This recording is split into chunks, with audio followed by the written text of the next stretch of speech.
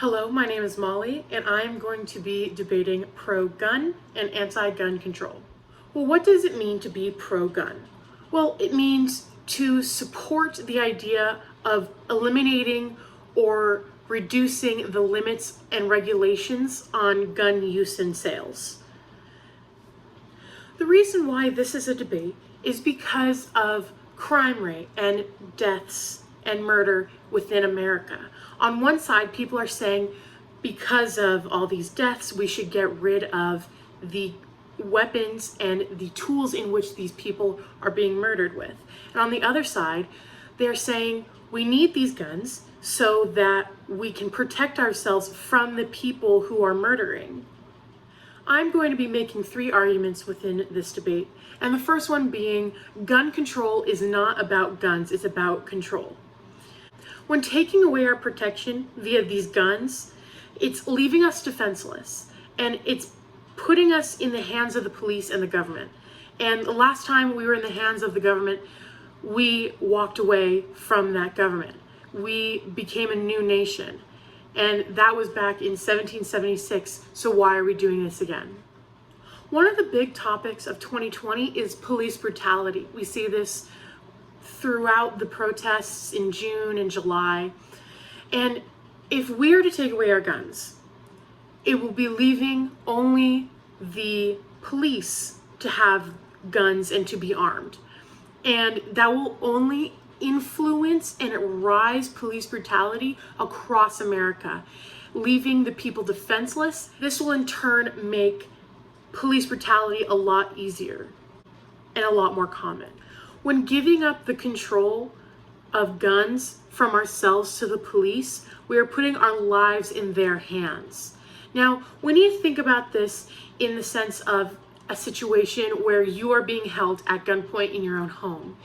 If you did not have a gun and gun control was a thing, we must think about the fact that it's going to take anywhere between 10 to 15 minutes for the police to get to your home.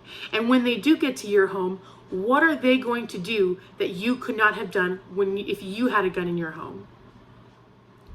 That 10 to 15 minute waiting period, waiting for the cops to get to your home, could be crucial to the survival of yourself inside your own home. If you did not have a gun, you could be dead by the time police get there. If you did have a gun, you'd be able to protect yourself and not have to rely on that 10 to 15 minute waiting period. And in these states where you have the duty to retreat, which means the duty to leave the home or the place in which the threat is being housed, you must leave and not take any action whatsoever. Now, this can be a problem if there are multiple offenders, if there are multiple people with guns coming to attack you. If you are being surrounded, your life is in threat and you can do nothing about it. Now, in states where you have the right to stand your ground, where you have the right to protect your body, protect your being, protect your family, protect your property, you have the right to pull out a gun and protect yourself from threats.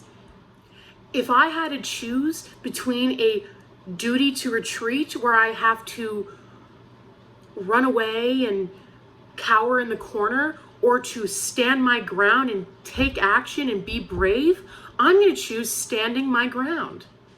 The second argument is that laws don't apply to criminals. That's what a criminal is. A criminal is someone who breaks the law.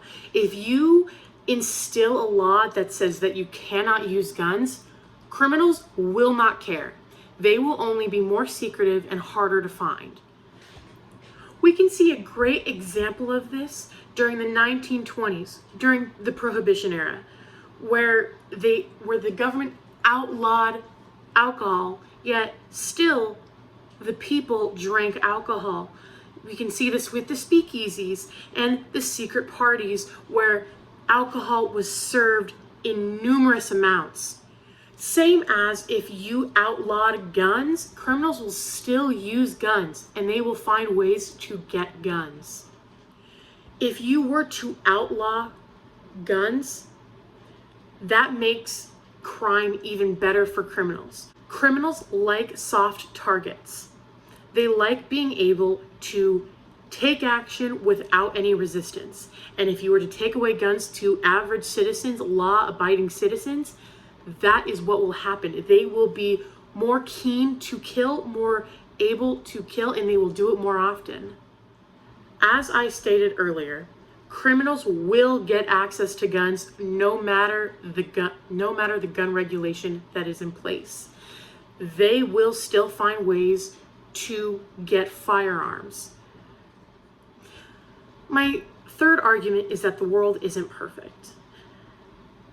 Crime will still happen no matter the regulations in place. There's still going to be bad people, and there will still be guns no matter what happens.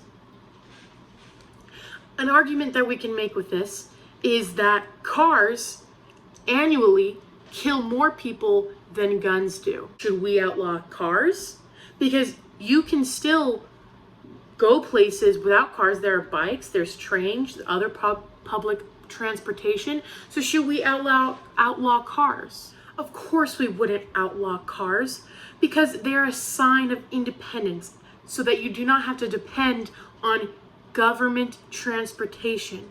Just as guns allow you to not rely on government protection. As stated before, if we outlaw guns, police brutality will become easier. It will become more rampant through the streets. We can also look at countries that have outlawed guns, such as the UK.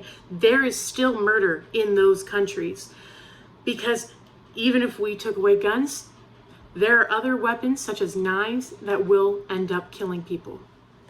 We can see a great example of gun prohibition not working in the UK.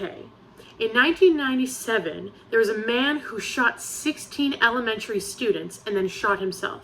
And that is what caused the ban of handguns in the UK. In 1996, the murder rate was at 1.12 per 100,000 people. Now, in 1997, that rose to 1.24. Then in 1998, that rose to 1.43, forgive me. Then in 2002, it peaked at 2.1 homicides per 100,000 people. Now, as you can see, it rose after the prohibition of guns in the UK. So just because guns are banned does not mean that massacre will not stop within humanity. Now I'm going to address some of the counter arguments, which one of them being they're not trying to take away all guns, they're trying to take away assault rifles and large magazines. You cannot put bans on certain items. You either have it or you do not have it at all. Because once you ban one or two items, then it will become a slippery slope to banning it all. When writing the Constitution, the Founding Fathers did not say you can only have a musket or you can only have a small pistol. They said you have the right to bear arms. They did not specify the type. Once we start rewriting the original constitutional amendments, that is when we get into a sticky situation. Speaking of the Second Amendment, it never specified the intention of these bearing of arms, but we did know what it was meant for. It was meant so that the people would not be overpowered by the military and the government. These were the intentions of the original amendments created in the Bill of Rights. If we were to be overtaken by a military, domestic or foreign, we would be able to defend ourselves as well as our neighbors. This also includes domestic threat along with the military. When there's a domestic threat, you have the right to protect yourself from that threat by bearing arms. If there is an intruder, you have the right to protect your property, your family, and yourself.